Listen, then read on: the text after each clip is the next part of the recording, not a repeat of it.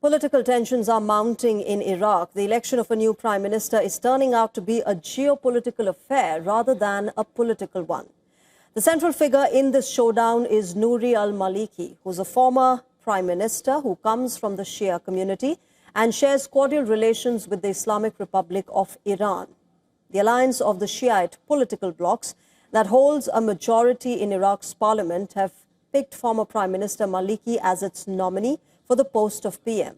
The Shiite political alliance said that Maliki was picked on the basis of his political and administrative experience and that his role in managing the state was well taken.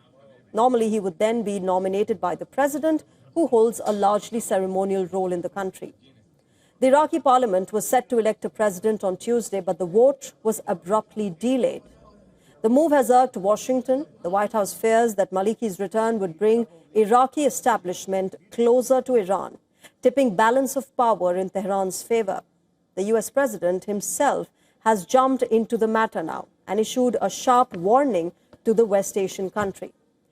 Trump has threatened to end all U.S. support for Iraq if Nouri al-Maliki, a former PM with ties to Iran, returns to this post. Trump said that Iraq would make a very bad choice with Maliki, who has been nominated as prime minister by the largest Shiite bloc. On his Truth Social platform, the U.S. president wrote, and I quote, "Last time Maliki was in power, the country descended into poverty and total chaos. That should not be allowed to happen again. If Maliki is elected, Washington will no longer help Iraq." Pushing back against Trump's warning, Nouri al-Maliki said that Trump's remarks are blatant U.S. interference in Iraq's internal affairs. Maliki has refused to step back from his bid to become the prime minister. In fact, he's vowed to continue his efforts until the end. Donald Trump's statement came days after Secretary of State Marco Rubio voiced similar concerns in a telephone call with the incumbent Prime Minister Mohammad Shia al-Sudani. By convention, a Shiite Muslim has been prime minister since the fall of Saddam Hussein, who ruthlessly repressed the Shiite majority in Iraq.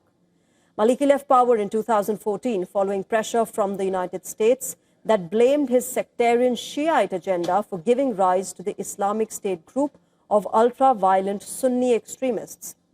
He served 2 terms as Iraq's prime minister from 2006 till 14, a period marked by sectarian violence, a power struggle with Sunni and Kurdish rivals, and growing tensions with America. The United States wields key leverage over Iraq as its oil export revenue is largely held at the Federal Reserve Bank in New York, in an arrangement reached after the 2003 U.S. invasion that toppled Saddam Hussein. Oil sales account for around 90% of Iraqi government revenues.